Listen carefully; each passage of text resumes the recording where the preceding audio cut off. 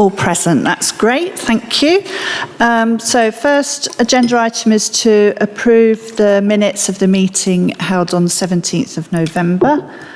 Has anybody got any matters of accuracy to raise?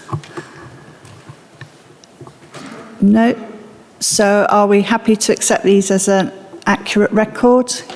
Can I have a proposer? Thank you, Councillor Pope, and a seconder. Councillor Mortby, thank you. Any matters arising? Oh, sorry, no, we have to vote. Can we all vote that they're a true record? Thank you. All those in favour? Any against? Any abstentions? That's fine. Thank you very much. Thank you. Always get something wrong.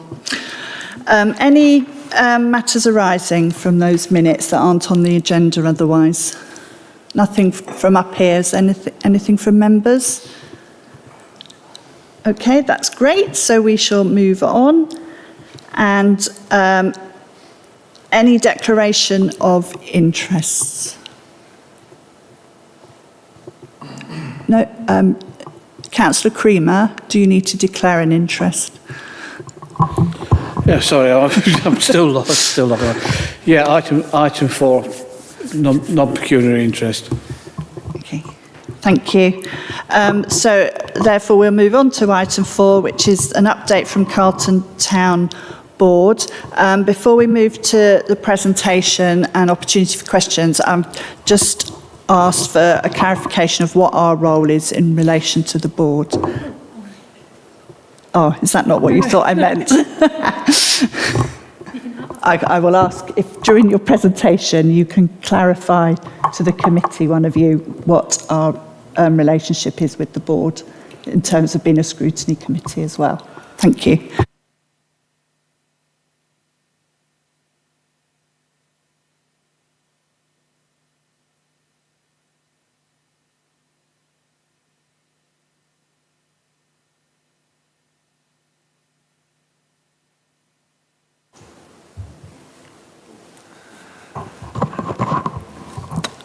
Good evening, everyone.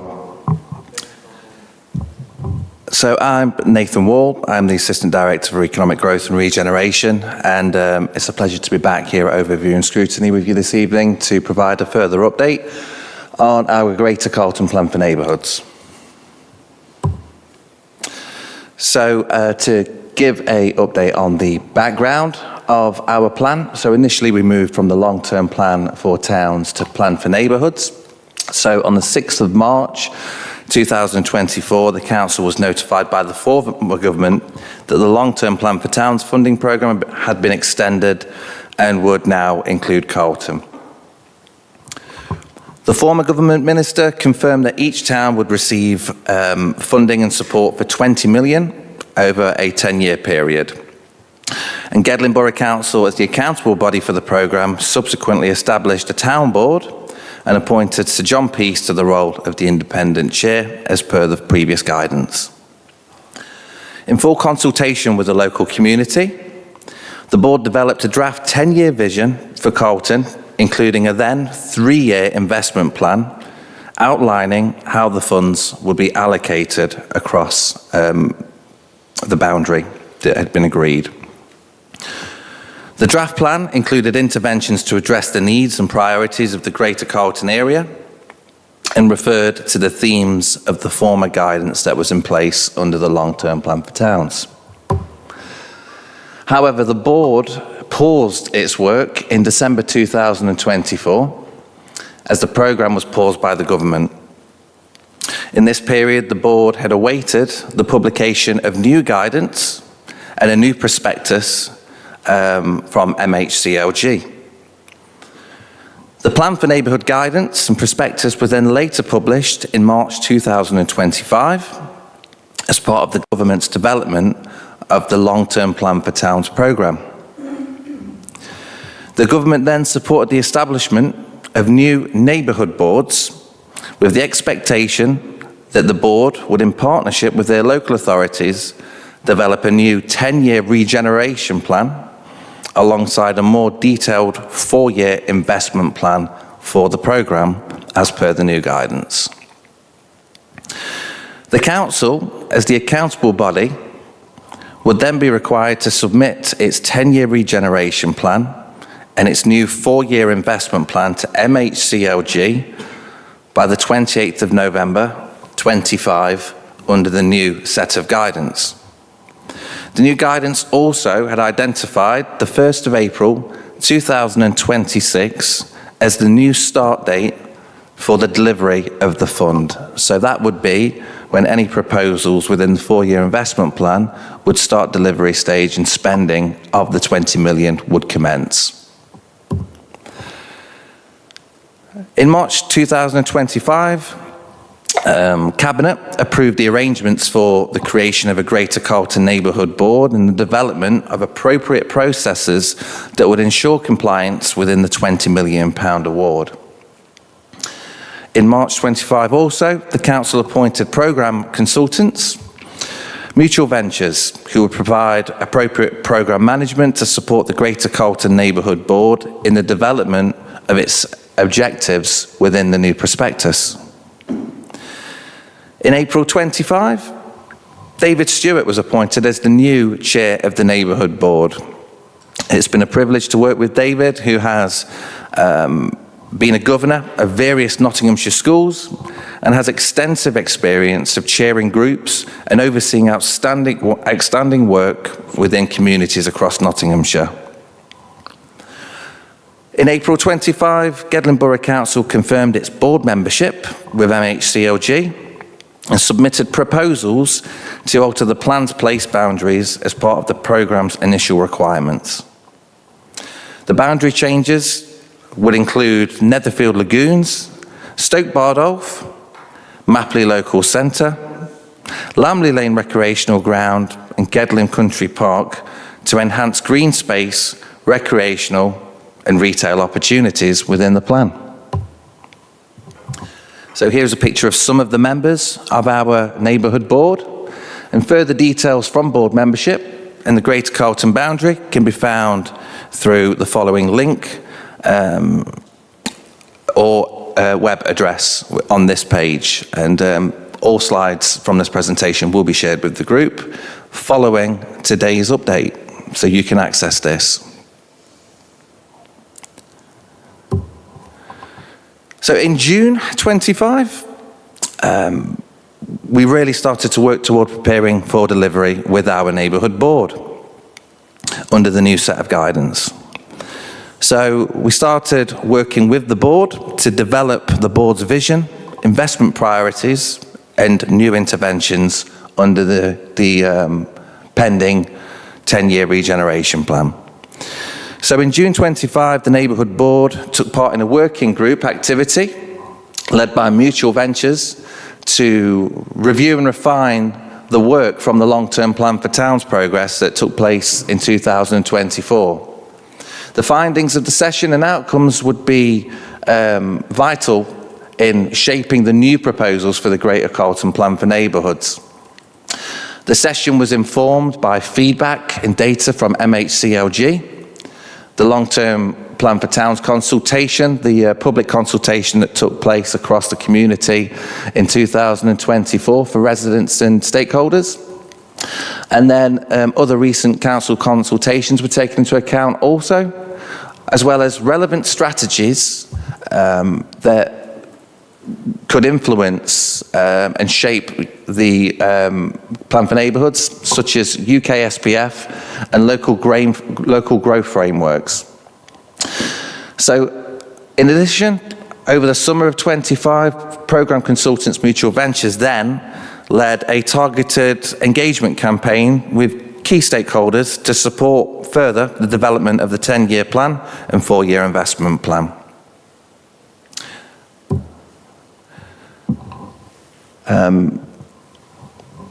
To update on some key findings of the Greater Carlton Plan for Towns resident and community consultation in 2024, as part of the long-term plan, 727 residents and participants completed a survey as part of the community consultation exercise, which ran between the 15th of July and the 30th of August. The purpose of this campaign was to gain feedback that would support the board in deciding how the greater long-term plan for towns funding should be expended. Following the public survey, further targeted engagement was undertaken between a period of the 1st of September to the 24th of September, and that allowed Mutual Ventures to provide further information to the board and delve into deeper opportunities and challenges that were raised around the public consultation surveys that were received. The round of consultation specifically targeted 3 key groups: young people, high street businesses, and larger employers, through a series of workshops and one-to-one engagement exercises. To update on findings from further up on the community consultation, common themes that were identified were around the improvement of public spaces and green spaces, the support for local businesses, the improvement of sports and leisure facilities, an increase in community events and spaces, improvements in infrastructure, maintenance and connectivity, and measures to increase safety and security. There is further information on the feedback from the consultation from 2024 in the appendices within today's report. So, where possible, the board wanted to ensure that the feedback and the learnings from this piece of work were transferred into the themes and aspirations that fitted within the prospectus of the new Plan for Neighbourhoods. So a summary of the Greater Carlton Plan for Neighbourhoods targeted engagement in 2025. So to complement the extensive consultation that informed the original 10-year vision, Mutual Ventures led a campaign with stakeholders across the summer of 2025 to learn more about the recommendations that have been put forward and enhance them to ensure that they fitted in with the new 10-year regeneration plan and were current and fitting for the local demands within the Greater Carlton area. So there were a number of key areas that Mutual Ventures worked with in terms of stakeholders, and they were across strategic partners, local organisations, local businesses, and key council projects. Again, further information is available within the appendices of today's report. But to give an overview of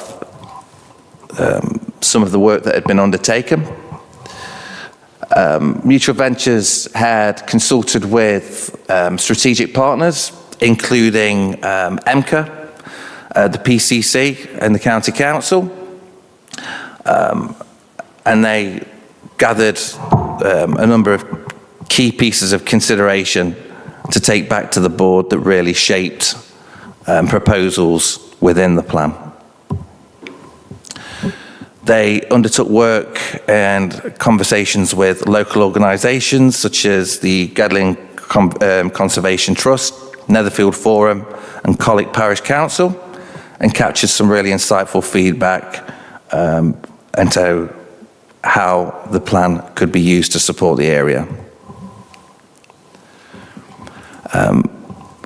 40 local businesses were contacted, and 15 responses were captured throughout the engagement. A real sense of support for local businesses and particularly high streets was found within the conversations and engagement that had been had as part of this exercise.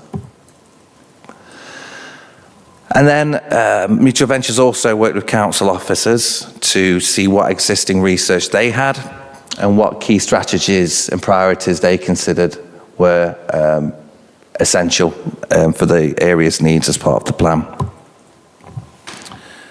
So following those rounds of engagement and consultation, the board in October 25 had agreed that the plan and 4-year investment plan would target and focus on 5 priority areas. So skills and learning, youth and aspirations, health and well-being, local economy and business growth, and safety and feelings of safety. In October 25, the board had met and approved the final proposals of the 10-year regen plan and 4-year investment plan. Both plans present a real collaborative piece of work which provide a lot of value and community, a lot of value for the community, and set a number of ambitious proposals for how the money will be spent following board and community engagement.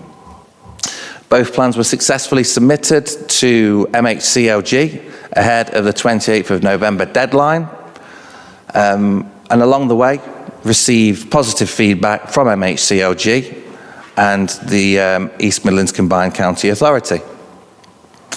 The plans are now in a stage of assessment from MHCLG, who we hope will promptly notify that they're awarding the grant ahead of the April start date. So now the board are focusing on the next steps as they prepare for delivery. So some key considerations along the way to the preparation of delivery in April are around the recruitment of a program manager. So following mutual ventures support with the program, a program manager funded by the capacity fund will start work from April to support the board with the delivery of the scheme. The board are working with a working group to develop specifications of the project proposals that were put forward as part of the submission. Making preparations for any procurement exercises that need to take place within year one so the funds can be spent appropriately. The working group is developing a risk management system, developing a communications plan to ensure that effective engagement is made across the borough, and then working with stakeholders to develop further proposals as part of the first 4-year initial investment plan, and then with a mind and view for any considerations for the remainder of the scheme.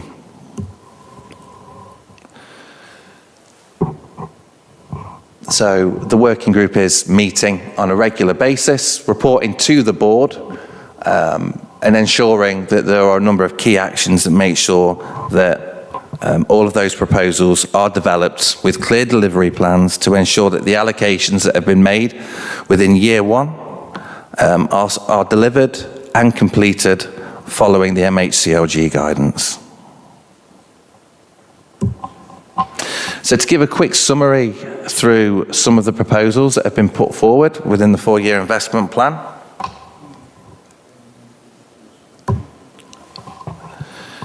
So there is a proposal for a grant pot to support community organisations.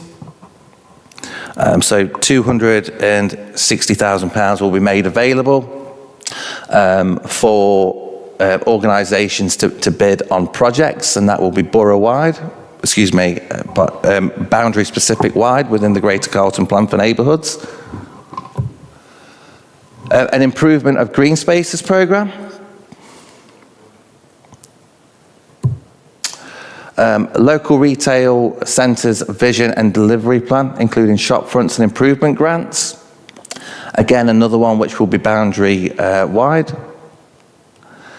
Improvements to sports facilities, GBC-led, so there is a development of proposals and options that are being made for the board around how this fund will be spent.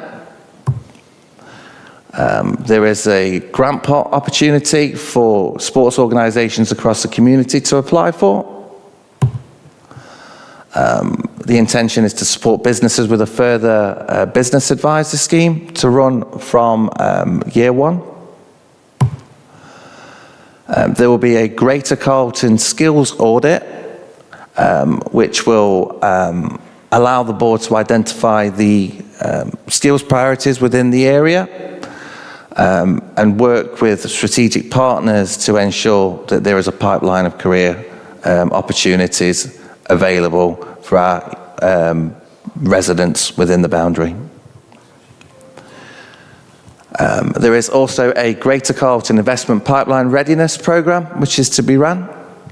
The aims for that scheme are to understand what the investment needs are, so we can seek match funding and further investment with the board to enhance and leverage the funds that are in the neighbourhood fund. There are aspirations to work with the PCC on an enhancement of the immediate justice programme within the boundary to provide further support and opportunities for potential offenders. There is a community learning and development scheme which will commence in year 2, focusing on needs and providing skills and careers opportunities. There will be a fund allocated to the improvement of heritage assets and parks. There will be a further business grants fund to support businesses within the boundary of £100,000, and that will be another grant scheme where organisations within the boundary can apply, so it isn't tied to any specific location within the boundary. And then proposals for years 3 to 4, there will be a community connector programme to support health and well-being.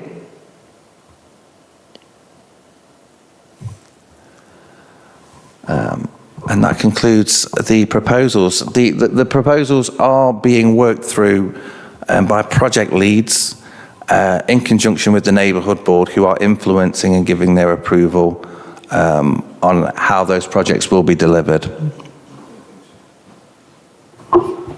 Thank you. That a lot of information, but this committee has been asking for an update, so that was really comprehensive. Mike, are you all right to answer the question I asked at the beginning?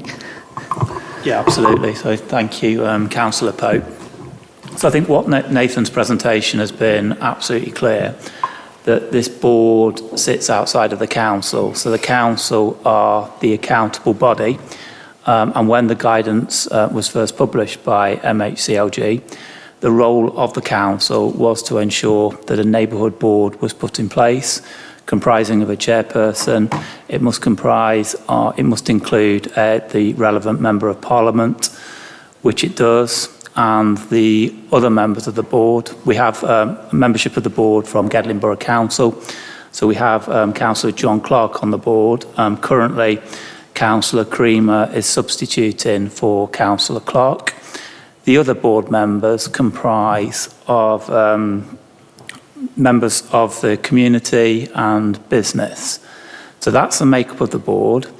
The board make decisions, not the council. The role of the council is to act as the accountable body to ensure that the makeup of the board, the way in which the board meetings are conducted, and the priorities and ultimately the projects identified by the board comply with the guidance.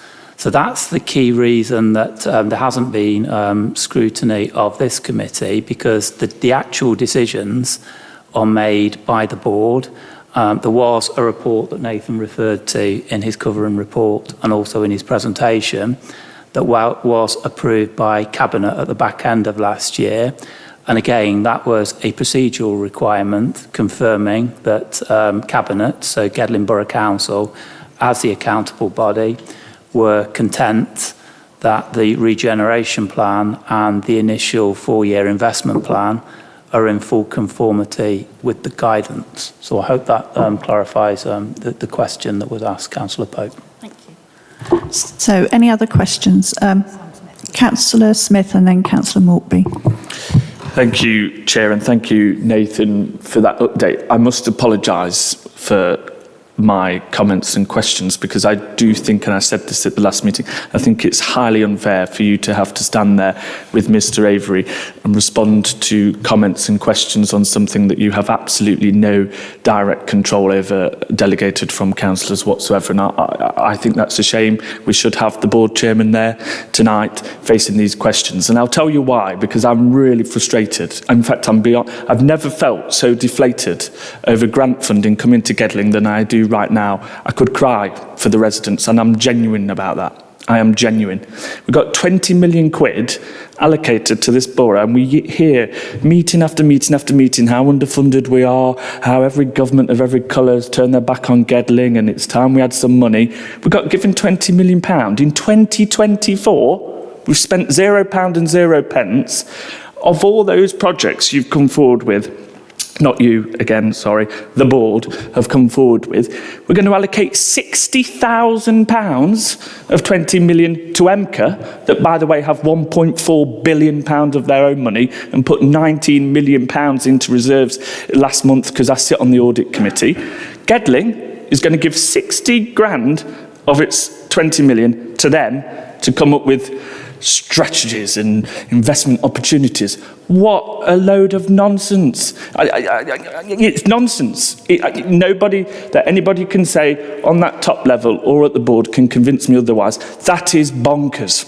It's bonkers. And if you knock on the doors of residents, which we have to do, nobody on that board other than the leader and Councillor Creamer have to knock on the door and reapply for their job every 4 years. Nobody other than Councillor Creamer and the leader and the MP. You knock on the door, no one's ever said to me, do you know what you should do, Councillor Smith? Give EMCA, who have got the most money of any other authority in the whole of the East Midlands, 60 grand of that 20 million and come up with ideas that we can spend the money on. It's crap. It is crap.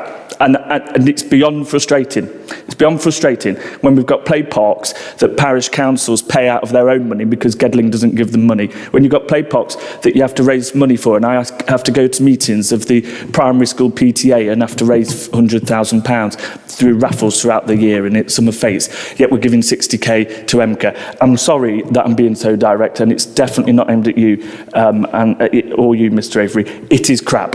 That is nonsense. Then you've got 4 months of 2025 between now and April, where, if you can skip to that slide, I'd be grateful. You've got 4 months of this year where, again, we're not going to spend a single penny because we're going to go through all this bureaucracy nonsense. Shop fronts is something I agree with, and my residents often ask for it, so I just want to ask a question. You can ignore my ramble just then, and the question about what shop fronts in Trent Valley or are we looking at? Is it just Carlton? The leisure thing really worries me because the Borough Council is consulting at the moment on our leisure facilities, and what I've read into the leisure facility on that board as Carlton Forum is, and I may be totally wrong, Mr Avery, is that we're relying on the Greater Carlton Board, 20 million, to bail out the council's own leisure plan. That's how I've read it, and that's how my residents in Trent Valley will perceive it. I hope I'm wrong. I genuinely hope I'm wrong, and I hope that the Borough Council will use its Borough Council funding for that and not this. 60 grand to the Police and Crime Commissioner. Again, another body we're giving money to out of the 20 million. Complete nonsense. You sit in Trent Valley where, and I've raised this with Fran and other officers, where fly tipping happens week in, week out on Cats Lane. I asked the Police and Crime Commissioner for CCTV. They haven't got any money. They won't do it. Yet we're going to give them 60 grand to go out there and do something that they're responsible for. I just think it's beyond wrong. It's beyond deflating, and it's beyond atrocious and sad. It's sad. It's sad for the residents of the borough, because all they want, genuinely, all this out-the-box, big-thinking nonsense, they're not bothered. All they want is to be able to have a bin that they can put litter in when they walk down, have the footpath improved on the riverside that's owned by Severn Trent, not the County Council, by the way, be able to get to Colwick better, or to the city over a bridge in Colwick. Day-to-day life stuff, that's all they want. I ask for a bin in my ward and I get told, tell me where you're going to move one that's not used as much because we can't afford it. That's all the residents want. Basic, day-to-day, good quality investment into their area. Trees planting down Arnold High Street. Put that forward, I bet you they'll have it. Not all this, I'm sorry. It's complete nonsense. It's such a wasted opportunity and such a waste of money. Because when you spend £20 million after 10 years, some of us might still be here, Russell, you ask the residents if they think it's £20 million well spent, I can bet your bottom dollar they'll say no. My final question to the board, and I'm sorry I've ranted on, but I'm so passionate about this, it's really frustrating. My final question is, when you've got all this lovely presentation, will that be subject to consultation for the public to say, this is what the board think you want to spend your money on? Only because I'll be the one out there campaigning against it, so I just wondered if that would go to consultation, because print that off, tend it round to people in Carlton, in the area, they'll say, what will that mean for me in my neighbourhood? And the answer is, sadly, absolutely nothing. And I'm sorry for the rant. If I can start, and I'll hand over to you, Mike, if you wanted to add comments as well. I just, first and foremost, thank you for the feedback and the comments. It's really welcomed. I'm really sorry to hear that you feel that way, and I'm sorry it's made you feel as disappointed as it has. And we'll share that with the board, and I'm sure that the board will have their concerns too.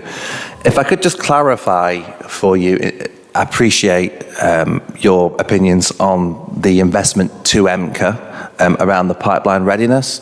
Forgive any confusion around that, but that isn't the intention with this scheme at all. So I completely appreciate how you've perceived it and how it's came across. So apologies in advance for that. But just to clarify on that, the idea is to work with a team of consultants who are going to help us understand what the investment needs are, the capital pipeline opportunities are within the boundary, which will help inform bidding with the likes of EMCA and other potential investors to help us leverage funds, identify opportunities within and across the Greater Carlton area, which will help us build a greater potential out of this Greater Carlton plan over the next 10 years. So by seeking that professional support and advice, working with teams that have the right expertise out of that 60,000 earmarked investment, we're hoping to really be able to build a bigger scheme out of it and a bigger part. But that's what it's for. So, but I completely appreciate the confusion, and apologies for any part with the slide that led to that, because I can appreciate your thoughts on it. So, Councillor Smith, I wanted to come back in relation to the other points that you'd made. So I think your frustration seems to be with the programme and the guidance that's been issued by MHCLG. So Gedling Borough Council, as the accountable body, and the board have operated this programme entirely in accordance with the guidance that's been issued by government. So to be clear, the 20 million award over the 10-year period is not an award of money that's actually been allocated to Gedling Borough Council to progress our priorities and the priorities of members who are elected to this council. It's to progress priorities that are identified by the board. So in terms of that board, as Nathan set out in his presentation, there was a full public consultation during 2024, and there has been direct stakeholder engagement when the programme was reformed following the parliamentary election.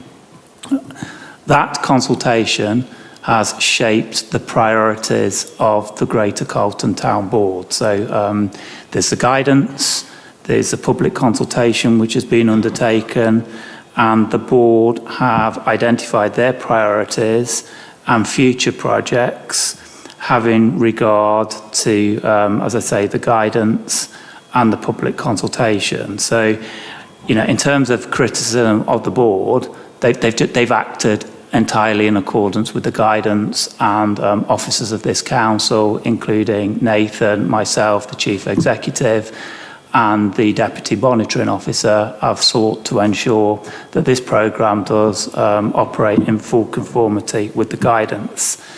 In terms of the actual spend, The only funds that the council has received to date, I don't say only because there are some significant sums of money, has been the capacity funding to ensure that we are able to support the board. And as detailed in the report, we've had contracts with Mutual Ventures. We have claimed money for officer time because this does sit outside of the council. So the overall capacity funding that we've received, I believe that's in the region of £450,000. There's been circa £160,000 which has been expended on contracts with Mutual Ventures, and then that we have recouped officer time as well. We have had no money for delivery from year one. So having regard to the MHCLG guidance, year one in terms of delivery commences on the 1st of April 2026. So as Nathan's identified in his slides, what the board have been doing now through this delivery group, which has been facilitated by Mutual Ventures and officers, we're gearing up for delivery from the 1st of April 2026. We're still awaiting that final sign-off of the regeneration plan and the 4-year investment plan. Once that is signed off by MHCLG, what I understand will happen is they will release the funding for year one, which will be just under £2 million. Unless the investment plan and the regeneration plan is signed off by MHCLG, there wouldn't be any delivery in that year one. We have worked closely with MHCLG. The feedback that we've had from MHCLG, who have attended some of the board meetings, has been overwhelmingly positive. So the expectation of the council as the accountable body and the board is that our plans will be signed off, and then we should be good to go to commence delivery from the 1st of April 2026. I hope that clarifies just some of the concerns that you have, Councillor Smith, but if you have any further questions, then Nathan will be happy to pick those up. So Councillor Mortby and then Councillor Adams. Again, Nathan, and to Mike Avery, thank you very much for providing us with the information and replies to the questions. Again, I don't think you should be there doing it. I think it should be someone from the board personally, but that's something they can perhaps consider another time. My question, firstly, is this information that's up here provided in the information we've been sent in our packs? And if not, is it possible to have a copy of this? Because when the public come to us, they'll come and ask us, not members of the board, of what's happening with this money. Because I'm worried about the optics, because the optics of politicians isn't very good at the moment. And moving on to my next question is about the board membership. So you may not have the answer to this. How's the board set up? How many people applied to be on the board? How's the selection process completed on who was going to be on that board? And was the makeup of that board decided prior to the boundary change? And if so, maybe they might need a few more board members to cover the areas that are now within the grant process. Okay, thank you. So to answer your first question, absolutely. I can send you a copy of this. I'll send a copy of this to the group following today's meeting. If I can just say, just to be absolutely clear, these are proposals that fall within the allocations and the themes that have been agreed within the 10-year regeneration plan, 4-year investment plan, and the guidance set out by the programme. So the board are now working towards developing these and ensuring that feasibility is done to turn these into identified projects. So it could be that some of these have to change direction to some degree along the way, if that has to happen. However, they will all these projects and proposals will all fall within the themes that have been agreed as part of the prospectus. But absolutely, we'll send those out. And I will welcome any conversations with anybody following today's meeting if anybody wanted to get in touch and discuss any of these in further detail too. So there was also a question on how were people appointed to the board. So that was your initial question. So in 2024, under the initial programme, we had delegations to the chief executive, and I think there may have been a later delegation actually to myself to actually appoint a chairperson. So there was an advertisement for the role of chairperson. We also invited expressions of interest for board members. And as Nathan identified in his presentation, initially Sir John Peace was appointed to the role of chairperson.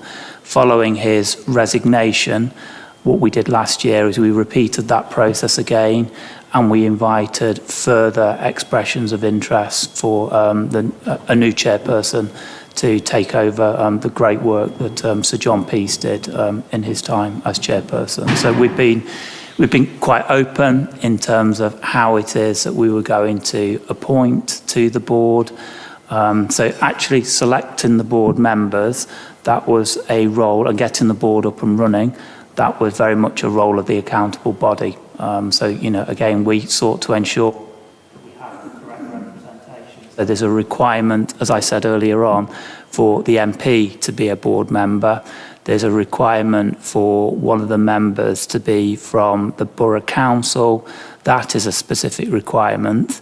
But I think the guidance was quite clear that the rest of the members did need to be drawn from business and the local community, so that we didn't have a situation whereby it was essentially Gedling Borough Council that were appointed to the board. Councillor Adams? Thank you very much. Yeah, just I think like Sam, I suppose I feel more than anything else that I was hoping to see something today of what we were actually going to do. It feels so strategic and high level that I think everybody walks away with very little understanding about what's been gone off. And I appreciate there's a lot of putting ducks in rows to achieve sort of guidance that has come from the government in order to make this work. I think it was just very obvious. It seemed like during the time when originally I first started talking to residents about this, which was way back in very early 24, there was a lot of excitement about where this money could go and what could happen and how quickly that could happen. Lots of issues that had been outstanding in areas for a long time, and maybe where funding gaps had happened because of whether it be county councils or whatever, didn't have enough money to add to put these improvements in. A lot of these things, particularly in the areas that I occupy in Carlton East as a county councillor, but as well as in Trent Valley as a borough councillor, with things around things like traffic calming and safety and stuff and things like that. Things about the way that town centres routed their traffic in order to improve air quality, but also issues around cars getting stuck in serious jams, like Netherfield, for example, which has a problem every time a train goes through. Or in Colwick, obviously, we talked about the Fourth Trent Crossing as well, which is a real large project that would deliver massive improvements to our borough, as well as things like crossings pedestrian crossings throughout areas where there's schools and things like that. And I think the reason why the disappointment is felt by Sam and arguably myself as well is that, we didn't expect to still be talking in January 26, about this allocation of this money that was allocated early in 24.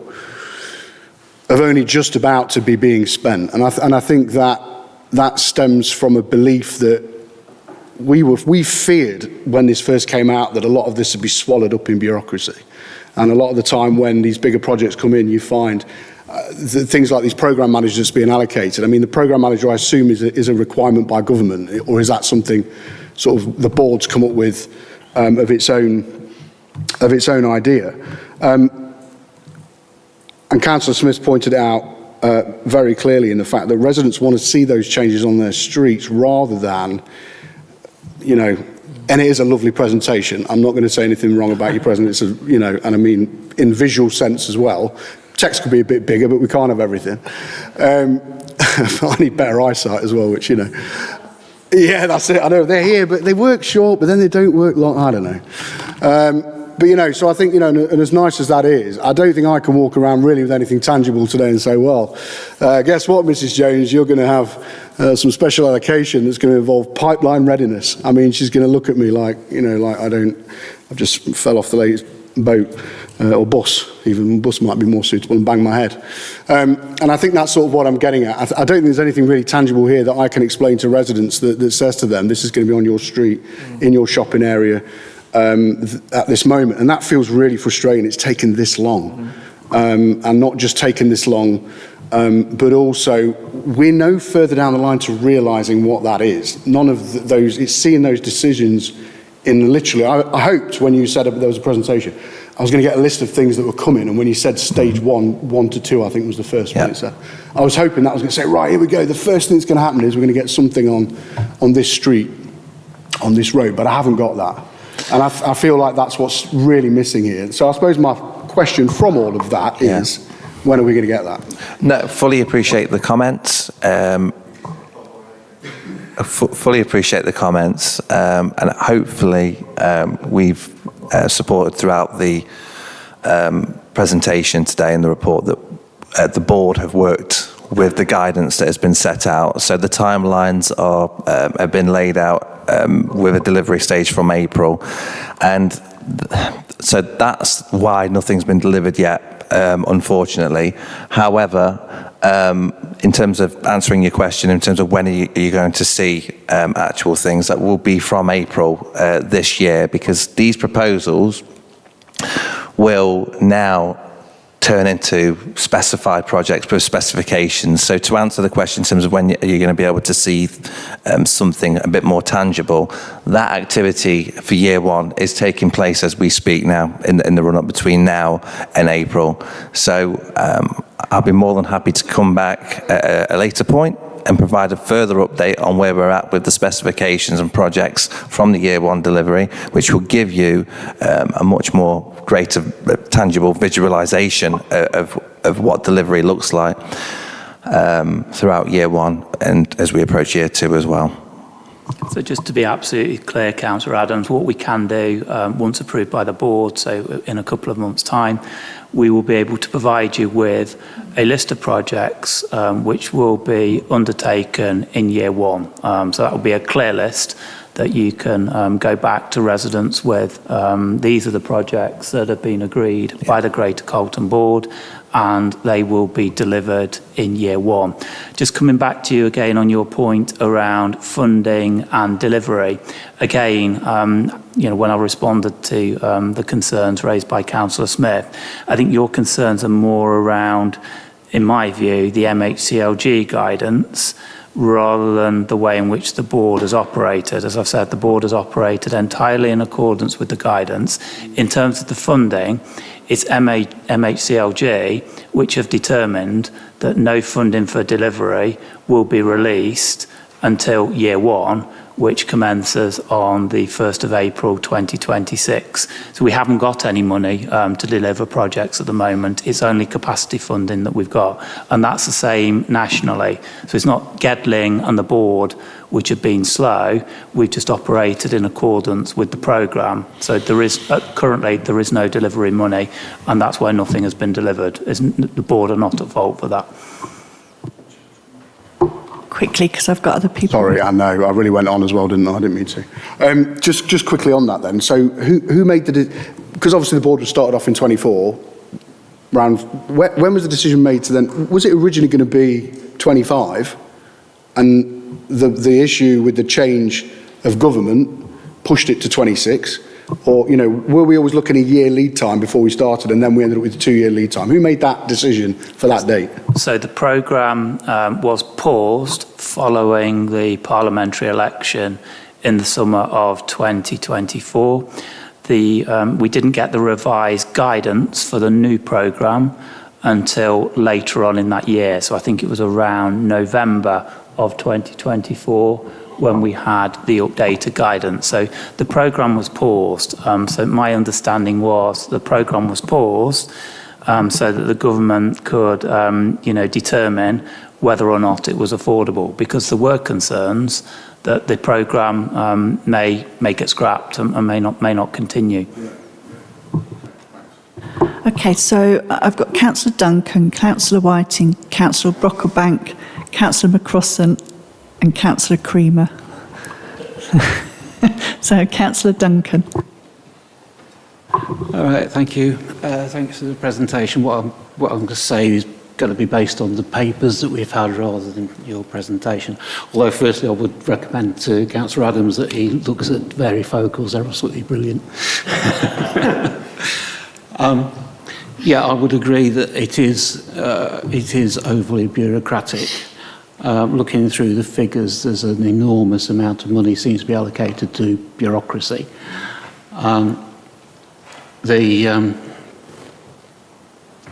Sorry, he's gone. One thing I would like to point out in the papers we've had on page 72, there's feedback about the shopping centres. And a line in there that says lower footfall on Carlton Hill since the closure of Wilko's. Well, that's a blatant mistake because Wilko's was in Carlton Square.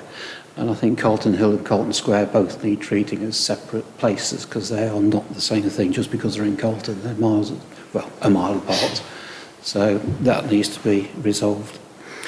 It bothers me that everything in this is very much what I call council speak. The five priorities. Councillor Duncan, sorry to interrupt. Could you move closer to your mic? Thank you. Sorry. Yeah, the 5 priorities, for example, they are typical council speak. Any man in the street would fall to sleep before they got to the end of each one, and they mean nothing. I was hoping that we were going to see some concrete ideas coming out of this today. This was what I was hoping for, and there is nothing. It concerns me that in the figures that we've had today, most of the spending that looks to be being thought about is grants. I was hoping for something that might be a bit longer lasting than grants. And I would also be very interested on a more specific point. One of the priorities is spending money on leisure facilities. Now, clearly, the biggest thing that's going to happen in Carlton is the redevelopment of the Richard Herod site. So I'd like to know how that impacts the Carlton Town Fund. Is there going to be money put in from Carlton Town Fund towards it, or are you going to be spending money exclusively not at the Richard Herod site? I'd very much like to know how those things tie up. I'll start if you... I'll start and then, yeah. Thank you again for the feedback. I will ensure that we address the consultation error in terms of Carlton Square and Carlton Hill, so thank you for bringing that to attention. As far as the grants go, I appreciate the feedback there. The neighbourhood board took the view that the benefit of having grants is that there's a good mix of mix of grants within the allocation and investment plan, with the intention that in the ethos of the programme it does give some control and community involvement. So organisations across the community, businesses across the community within the boundary area do have the opportunity to apply for grants and ensure that they are tapping into the funding. So the board were giving some control through the application processes that those pots will create. So in terms of Carlton Active in year 1, which commences, as I've said, on the 1st of April, there is an award for some feasibility work. So that feasibility work is being managed by the project team at Gedling Borough Council, so namely Lance, who is the project manager. It should be noted that it is a 10-year programme, so in terms of the release of funding from MHCLG, I say only £2 million is a huge amount of money. It's 10% of the money that would be released from the 1st of April 2026, and then in year 2 there will be a further £2 million. The speed that the council are looking to bring forward the Carlton Active project is in the short term rather than the long term. So this £20 million is over a 10-year period. So if we look at the programme for Colton Active, we would want that centre to be open far quicker than to be developed and in operation far quicker. So I think in terms of how this programme works with the guidance, it doesn't entirely fit in terms of the Colton Active programme, but there is a funding award for feasibility which fits in with that time frame for the delivery of that project. Councillor Whiting.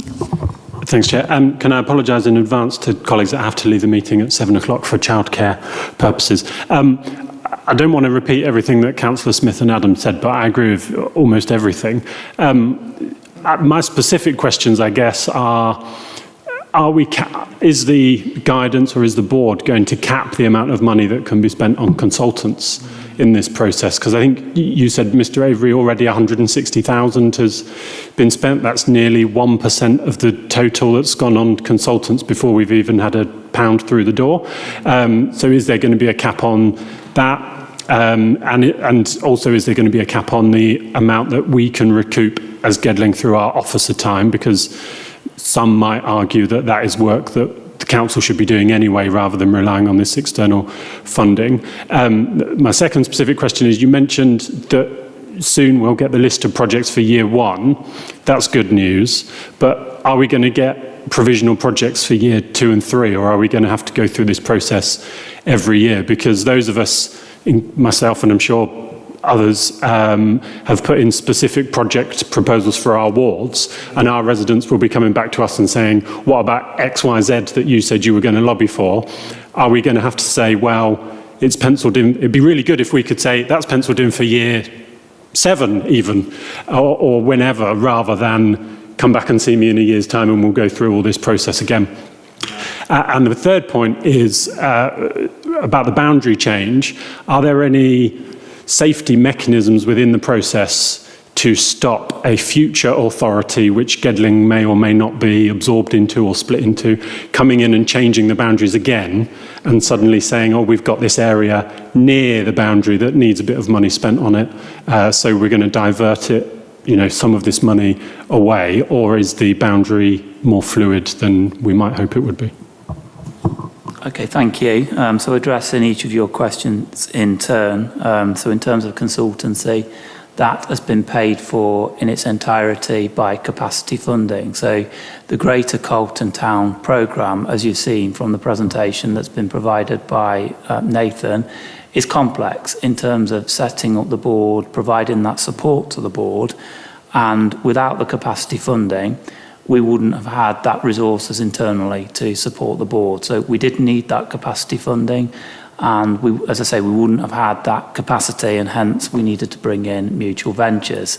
So the final contract with Mutual Ventures expires on the 31st of March, and that work will then be picked up by the programme manager, which again will be paid for by capacity funding and a 10% management fee. So the government recognise that as part of the £20 million award, that councils and boards are going to need funding so that they can actually support the board. So huge amount of work, and we were not structured internally to deal with this funding award, and the capacity funding has been used entirely in accordance with the guidance. In terms of projects that will commence from year 2 onwards, we will provide your feedback to the board. So in the investment plan, that does set broad themes. So I think in terms of some of those broad themes that will be delivered in year 2, Nathan will be more than happy to just provide you with some further background and talk through those themes and how that's likely to work in practice. But again, that delivery group, will be developing those projects for year 2. So, probably in about 3 to 6 months' time, the group will then be thinking about, the projects will be delivered from 1st of April 2027 onwards. But yeah, note your feedback, and we can feed that back to the board and look at how we can perhaps communicate some of the specifics with the relevant ward members so that they understand what's going on. Your third question was in relation to the boundary change. So the actual boundary change that was agreed by the board, as Nathan had pointed out earlier, there was an anomaly around Mapley Plains that some of the Mapley local centre had been included, so the service yards of properties on Mapley Plains, but not the actual shop units. So there was a small adjustment that was made there. But the biggest change in terms of the boundary was to include open spaces. So, for example, Gedling Country Park. And that was just to create some additional opportunities so that the board could identify projects that weren't tightly knit to the main built-up area. So it includes Gedling Country Park and also the Netherfield Lagoons to provide further opportunity. In terms of what will happen going forward with local government reorganisation, there are no indications that the boundaries of any of these boards that have been set up will change. But if the MHCLG guidance does change in the future, that will be outside of our control. So, you know, what we're doing as an officer team is just ensuring that the programme is operated in accordance with the current guidance. But as I say, no indication in the current guidance that there's a link between local government reorganisation and any boundary changes, but we'll have to look at how that guidance is updated going forward. Thank you. Councillor Brocklebank. I'm up. I think, fortunately, some of the feedback that I was going to give has been provided by other people, so I can keep it quite short. Thank you. So it's just say that obviously share some of these sort of frustrations that have been verbalised, and I think Councillor Whiting, some of the feedback I was going to ask for around like local government organisation has been covered, so I won't go over it again. So I think that one of the themes that's coming out is a lot of the issues seem to be more around the communication and understanding from, like, it's not just councillors, but local residents when I speak to people, is what the board does, what its function is, what's our role. And I think that's, a lot of it comes from just like a bit of a misunderstanding, and that's like a comms issue, like rather than, you know, the board almost getting like effectively blamed for things when actually it's not really down to the board. They're actually doing a really good job, in my opinion, with the tools they've been given. So I think it's really just hopefully just feedback to take to them around. I think when they move to that next stage is almost like communicating who they, like the roles and functions of the board, what they've been asked to do, and then, like I say, being really clear. Hopefully that will come as we move into like year 1 and year 2, almost that thing of like, here is what we are doing in year 1, and then that helps to make the board more visible because people go, okay, this is what they delivered in year 1, I know who they are and what they do now, and that's only going to come with time, and I recognise that that's the nature of how it's going to be. And then the second point was just, we do really appreciate you coming, and this is the second time you've been, but it's really just, and I think this is, I'm going to just assume I'm speaking on behalf of the rest of the committee. No. But to suggest that maybe if the chair, if David Stewart, if when the next time you come, I'm not going to suggest you come back to the next meeting, don't worry, but if the next time we get feedback, maybe we've got something meaningful, like 6 months from now when we've got some more delivery, that if David Stewart would come along with you and provide that feedback, and that would be really useful, because then we get to hear from the horse's mouth. Sorry, apologies to him if he's listening. No. But yeah, to get that feedback, then that'd be really helpful, because then it means that we can sort of look at that, because then we get your perspective and then the perspective from that board chair, if we can, that'd be great. And like I say, I think so much of it, I think the feedback that coming across the room is it's just a bit of an understanding issue, and I think that's just a comms thing. If they can get on top of that, I feel like it will really help moving forward. So if we can just take that, hopefully, as a positive thing for the future. No, thank you for the feedback and for the good suggestions, which we'll put forward back to the neighbourhood board. I can say from working with the neighbourhood board that comms and engagement is at the top of their priorities in terms of the deliverability of this plan. And the board have been working together with the programme management team to develop a communication strategy as soon as we go into delivery. So that is when we're going to really expect to see further information coming out as we're able to talk more about what these proposals are, how they've been turned into projects, and then the case studies from the deliverability of these projects as well, because we want to ensure that there's engagement through the board with the community, and they're able to give their views on what's been delivered and, you know, their experiences of any benefits from what's been delivered as well. So fantastic suggestions. We'll absolutely make sure that we relay that back to the board, and we'll look forward to making sure that you're more aware of what the communications plan is as it gets developed throughout the scheme. The programme manager coming into the role is seen as a conduit for that communication too. They're going to be a point of contact for the programme and a link in with the board, and they're really going to be responsible for canvassing the communities, working with our stakeholders, and ensuring that we're assessing and identifying any gaps in communication or understanding across the community. So what you've said is absolutely prudent and something that is being worked toward. Thank you. We'll speak to the board about suitability of any opportunities to visit the group and feed that back.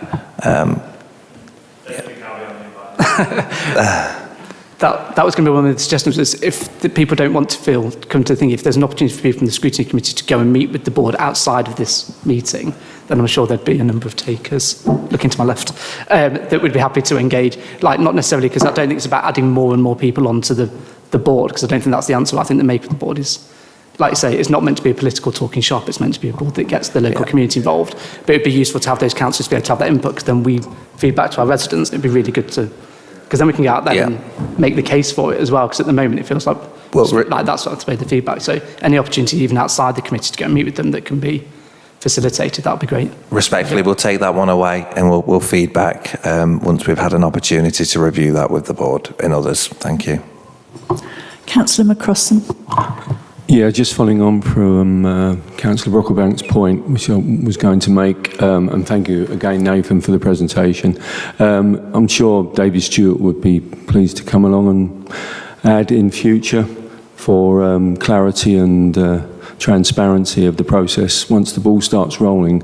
Having worked with David some moons ago, I'm sure he'd be pleased to come and speak with us, hopefully. Thank you. Councillor Creamer, and then... Just, pardon me, just to say I welcome all the criticism to a very large extent. I thank the officers actually for all the work they've done within the group. And when you say our partners, we actually do mean the local partnership as well. I mean, one of the last ones that entered was part of the West Indian group. So we are contracting our local communities. Do I share the frustration on time? Yes, but as it's already been explained, we nearly lost the scheme. Some places in the country did lose the £20 million bribe that was given. So we do have our local MP to actually thank for keeping it. Could we go faster? I don't think we could go any faster with the rules that were actually set down by the previous government, let alone this government, when we had to set up the order of business that we had to do things, and it had to be the community. Do I think that money could have been better spent? Yes, if it had gone direct to councils and this hadn't been created, but we have got what we've got. It's set for the local community to take actual control of it, and we're playing an important part in actually putting their priorities forward. When you mentioned right at the beginning about, well, they want the local community wants this and wants that, that's absolutely true, but that's the underfunding of councils as it is at the moment. This is for the betterment of the local community, what they want to see immediately and what can be done as quickly as possible. So yes, I'm frustrated as everybody else is. Could we have more money? Yes, please. Could we spend it wisely? I think we could. We might argue about certain differences, we always will, but we could actually spend it. So this particular scheme at the moment, I think we're doing the right thing with the officers at the moment. Although it looks slow, when we actually get the act together, when the communications are sorted out, which has been brought up by the community, this is one of the things that is definitely down to be done, to make sure that when the scheme opens up properly in April, and people can find out what's happening, where it's happening, what's there, and how to apply for it. That will open up the scheme a lot more, and people will be able to explain, and as councillors will be able to explain, this is where it's going to go, and this is how you apply in the year 2, 3, 4, 5, whatever. And when it comes to the boundary changes, that's a question I literally brought up, but basically it looks like the boundary is the Carlton boundary, and that's it. Whether it's in Nottingham South, North, East, West, Nottinghamshire or whatever, that's the boundary. The worst that could happen, and I don't think that would happen, I don't think anybody would believe it would happen, was we might have to deal with 2 councils. But that boundary is that boundary. That's where the money will be set from the government, that's where it's going. It's not going to Gedling, it's not going to whatever the new council is going to be, it's going to the board. And it's in our interest to make sure we work closely with the board so that we can work jointly and improve the people of Gedling and the Carlton area. And I say the Carlton area just because that's the Carlton Town Board. So thank you, and thank the officer for all the work they've done as well. It's not an easy job. We're getting people together that have not been together before from the local community. We're making progress. It does seem slow. Everybody can criticise being slow, but progress is being made. So again, repeating myself, thank you. Thank you. Councillor Allen. Could I bring it right back to the very beginning? And it's to do with what our relationship is with the town board from a legal point of view. It seems to me that our relationship is the same as our relationship with a parish council or a town council. They set their priorities, they've got their money, they do what they want to do, and as long as they do it in a legal way, then that's okay. We've brought the town board here, a representative of the town board here, and we've scrutinised their decisions. I don't think we'd do that with a parish council. I really want to know from a legal point of view whether this scrutiny that we've done as the scrutiny committee is actually legal, and whether they should be brought here and scrutinised in this way again, or whether if they want to have some kind of public relations exercise with the councillors, they can do it in a different way. I'm not sure it should be here. Could I have that question answered, please? Yeah, I mean, I'm happy to come in on that. I mean, Mike explained, I suppose, the governance arrangements. We are the slightly different to a parish council because we are the accountable body, so we're not wholly uninvolved in the Carlton Town Board. We have to be happy, or primarily our 151 officer has to be happy in terms of the finances and have oversight of that. But what we don't have necessarily is that it's the board who are making the decisions based on the information that they're getting back from the community.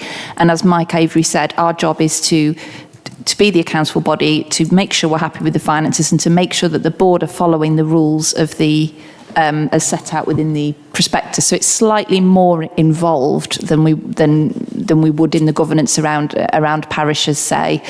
So it's a valid point to raise, but because it's a new thing as well, it's not as clear as some of those other organisations, because it doesn't necessarily have a legal status as such in its own right. It's created and bound by the rules that the government have put in place, but there's not, as far as I'm aware yet, there's no sort of legislative provision around how this operates. So it is a bit of a unique entity, I suppose, in that regard.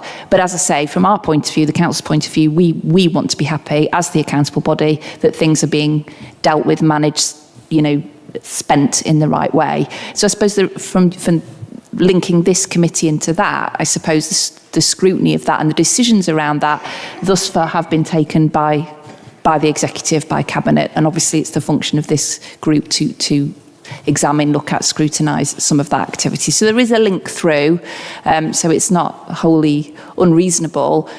But going back to some of the earlier points that Councillor Smith and others have made, in terms of, it depends which part of it is the councillor wanting to scrutinise, because in terms of some of those decisions around what goes into the investment plan that the board are taking, they're signing off, that element of scrutiny, that's the board, that's not the council. So it is a bit of a strange one, it's a bit of a hybrid. I don't think it's wrong that it's discussed here, but I do think there are elements of what's been raised that are out of the council's hands and that would more correctly need to be discussed with the board and their representatives, which again, Nathan's already said, in terms of perhaps organising some kind of meeting between the two might be something that the board are amenable to. Yeah. Could you give us some written guidance on what we could cover and what we couldn't cover, what we shouldn't cover? Yeah, certainly. I mean, if such a meeting is arranged, then we can look at sort of appropriate topics, because certainly as well, you are, as a scrutiny function, you're not there to in the same way that you would perhaps challenge work and so forth that the council are doing. This board is independent of that. As I say, it's a bit of a unique situation. It's independent of that. So that scrutiny, I suppose it's more of a consultation than a scrutinising of things. So it's just that engagement piece, I think, is what the meeting would be more around, rather than, I suppose, a direct challenge of everything, of every decision that's being made.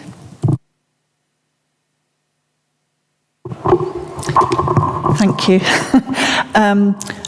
Thank you. I think, as you can see, people are very keen to have more engagement with the board, whatever the most appropriate way of doing that is. I know as a councillor for Carlton Ward myself that the biggest frustration for people was that they did engage with the consultation process and then heard nothing for a long time. But I think, having read through the papers, when those things start to become more public and actually start to happen, they'll be pleased that certainly the people I've had lobbying me, that the things that they'd asked about have been heard and are being considered.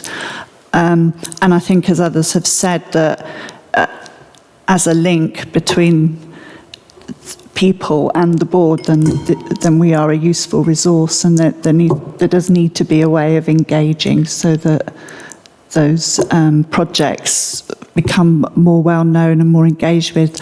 And I think, in terms of Councillor Whiting's point about knowing when things are going to happen in the 10-year plan, I see the value in that, but also I would hope that we don't fix everything in stone now right through to year 10, because things will change, people will have new ideas, some things will work really well and bring new ideas of their own, but other things people might say, well, actually, if we'd known X was going to happen, we might have lobbied for a different solution rather than the one we wanted in 2024. So, but thank you very much for coming. I'm sorry you've had to bear the brunt of things that aren't really your remit. No, it's been a good opportunity to come back and provide an update, which I can see there's a lot of passion in the room and a lot of interest, quite rightly so. So it's good to be able to talk about the programme with you and let you know where the board are at with it. And we will look forward to sharing your views with the board and coming back to you to provide feedback. But if anybody wants to have a conversation with me outside of today's meeting, I'll be more than happy to have a catch up with anyone and discuss the programme in further depth and share any further feedback with the board. But I can say, just on your comments just there, in terms of the feedback to the community, the board do see it as a thing of urgency. They appreciate the delays that the programme has had, and communication and engagement with the community and creating an impact in year one is of the highest priority to them. I can give those assurances on their behalf. Again, thanks everybody for your time today and for your really good comments and feedback. Councillor Adams. Thank you. Can I just, can we add an amendment to the recommendation, please, to include that we request the board lead. What was his surname again? Missed his surname. Comes here in April. What was his name? David Stewart. David Stewart, I forgot his surname. Yeah, that he comes to the meeting, to the next meeting, when we've got that later update as well. Yeah. I thought we were asking about engaging with them, but we hadn't actually, we hadn't set which way, that whether it's going to be him coming to a meeting or there being a meeting for councillors. Could he be invited to this meeting? We can invite him, yeah. We don't need to have a vote on that. No, I just thought you might want to add it to the recommendation, because otherwise we haven't got anything to take I forward. think we've got notes of actions. Okay, fine. Mike and Nathan will be going away. Would you not move that then they need to have that conversation about as well how the board might want this to go as well. Doesn't that need to be a formal recommendation if it comes from everybody requesting that they want him to be here or not?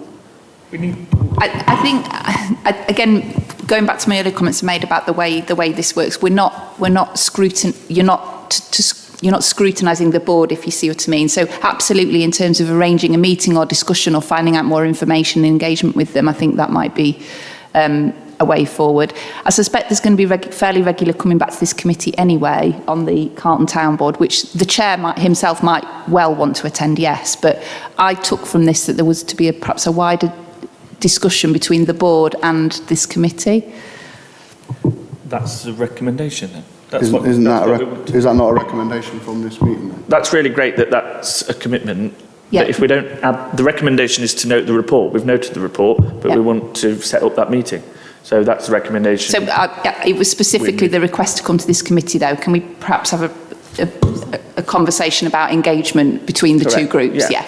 Yeah, Okay. that's what we move as a recommendation to. Yeah. Is there a second? So we're noting the report and recommending there's better communication between the board and members of this committee or councillors generally.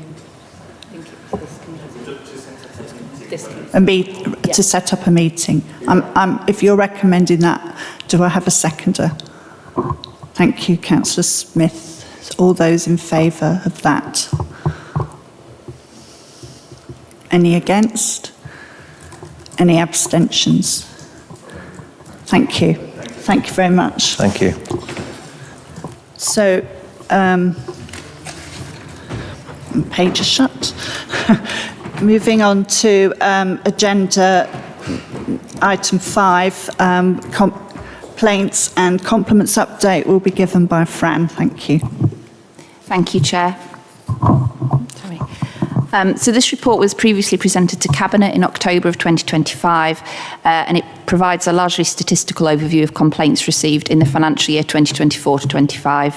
It also includes information in relation to the Local Government and Social Care Ombudsman and their annual review of complaints. So members will be aware there's a two-stage process for complaints within the council.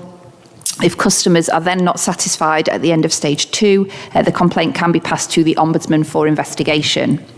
In 24-25, we did see an increase in the volume of complaints across the council at stage 1, from 417 the previous year to 537 in 24-25. We also saw a significant increase in compliments from 190 the previous year to 284 in 24-25. The figures and departments are shown in paragraph 3.1 of the report, and as is detailed in the report, and as members are aware, the highest increase in complaints came from the Waste Services department in that year. Members are already aware of the actions implemented across environmental services over the last year to try and address some of the common complaints and improve service delivery, and members have heard previous reports around performance on that and how we're still working to improve that this year.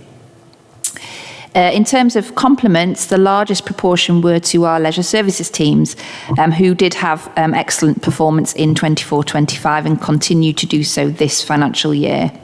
It is important to note, however, that there were also compliments to other service areas, including our waste collection team. So whilst there are a high level of complaints, we did have compliments for that service area as well. And I think it's really important that that is reflected.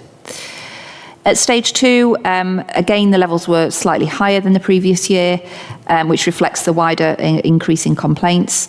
There were 35 complaints received, and of those, 12 were upheld. In relation to equality-related complaints, so we do monitor these separately, and they are reported through Cabinet and also to our Strategic Equality and Diversity Group.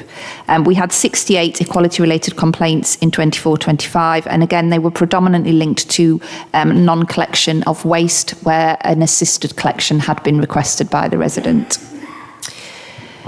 Complaints to the Ombudsman in 24-25, we were made aware of 11 complaints.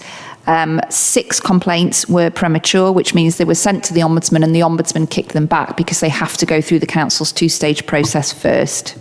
Of the 11 that the Ombudsman dealt with, 2 were upheld or they were not formally investigated because they were satisfied that by the action the Council had taken prior to the complaint going to the Ombudsman. Details of those 2 upheld complaints are set out in paragraph 1.10 of the report. One was in relation to planning advice and one was in relation to revenues. The report references the need for training. In terms of officer training this year, we're currently looking at the process for responding to and handling complaints throughout the council, and we're going to be rolling out some training to officers towards the end of this financial year.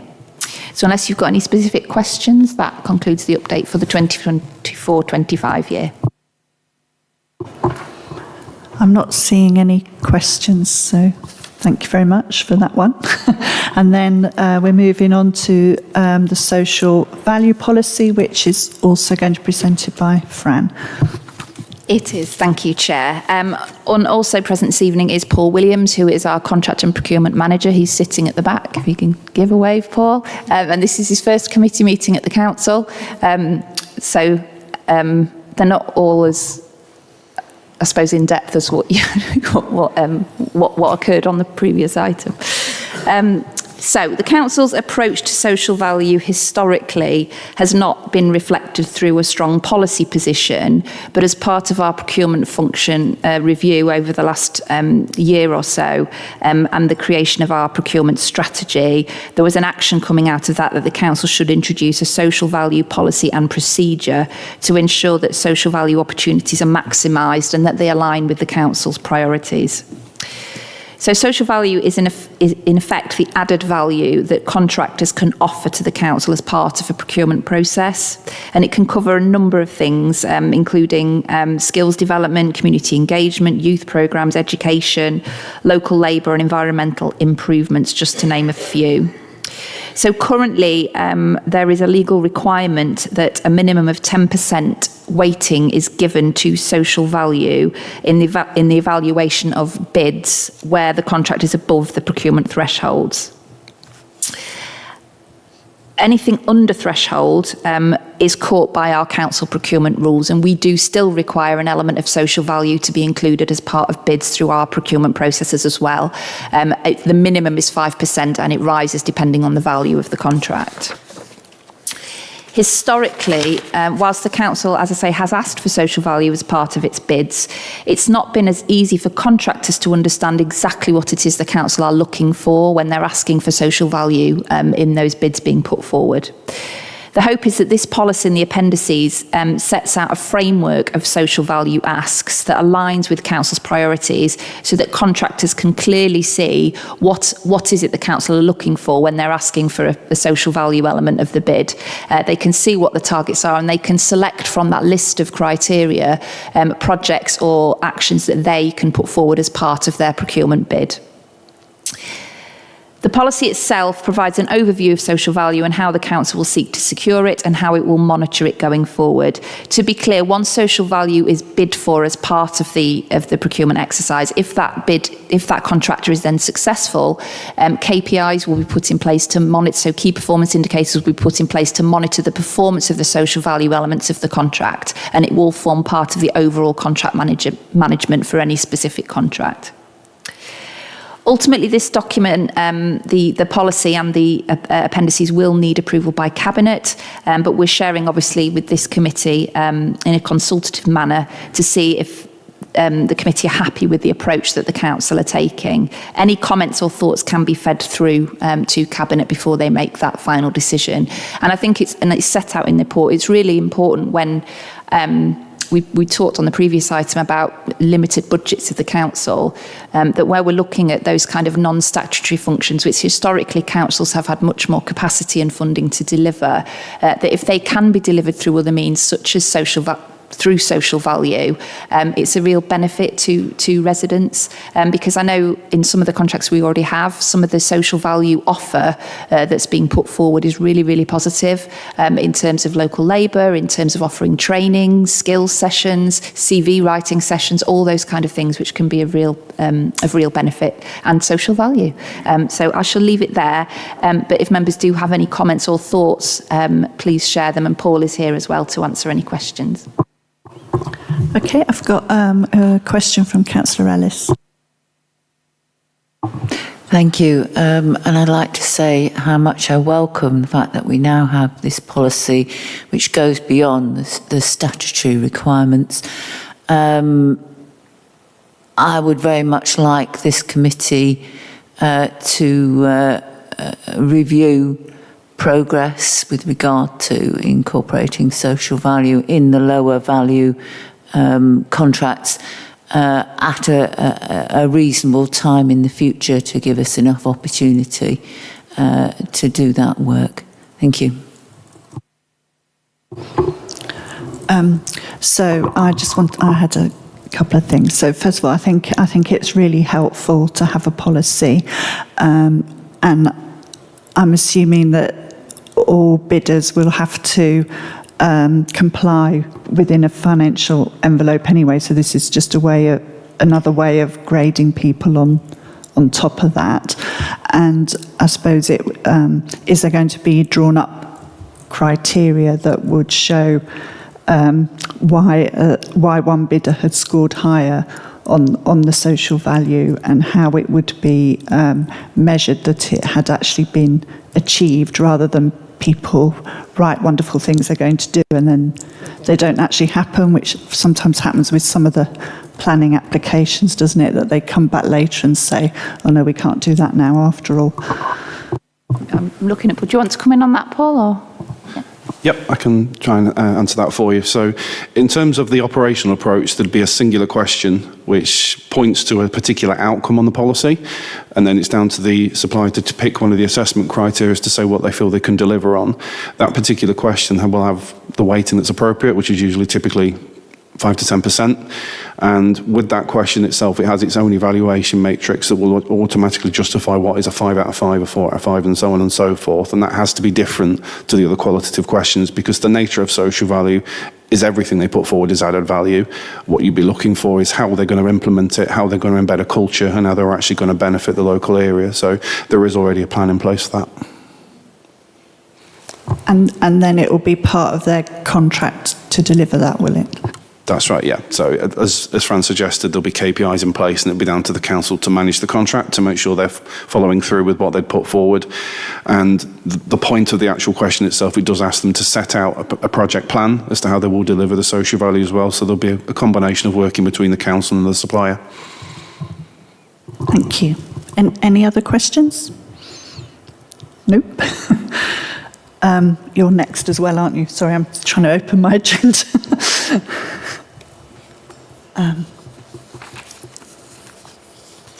So, item 7, performance update.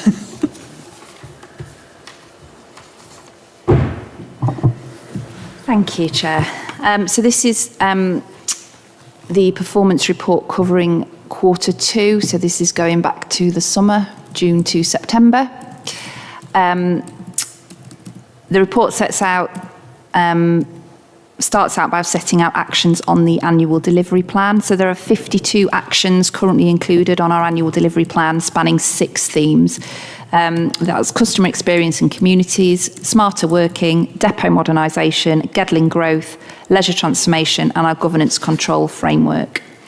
So within each of the actions, there are milestones. So the number of milestones completed in Q2 was 33. This represents a cumulative completion rate of 33.33%, so slightly below 50%, but still good progress on those milestones.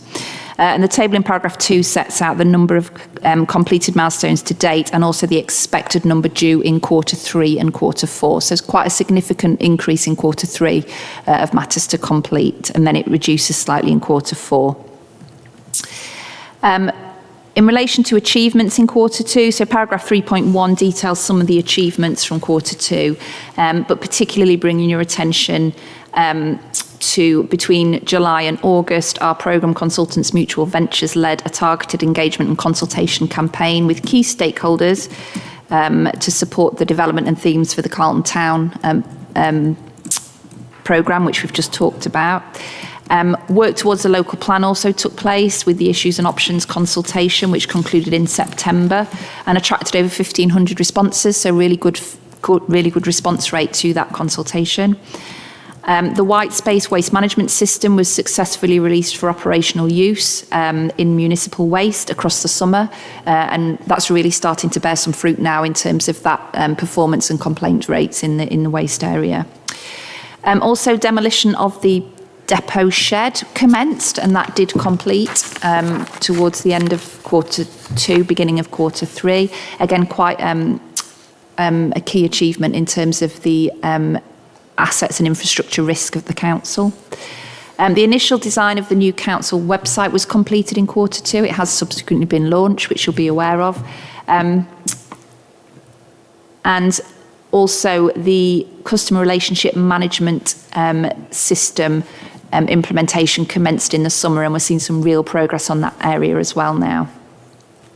In terms of performance indicators, there's 30 performance indicators monitored on a quarterly basis. In Q2, 12 of the indicators either met or exceeded targets, 7 were below target, 8 are for tracking purposes only, and 3, the data for 3 was not available. So I suppose highlighting some of the positive performance. So the collection rate of council tax was above target at 53.9% against a target of 49.25%. Our visits to leisure centres again over target, so 330,000 against a target of 291. So continuing to see really positive performance and take up in our leisure services area.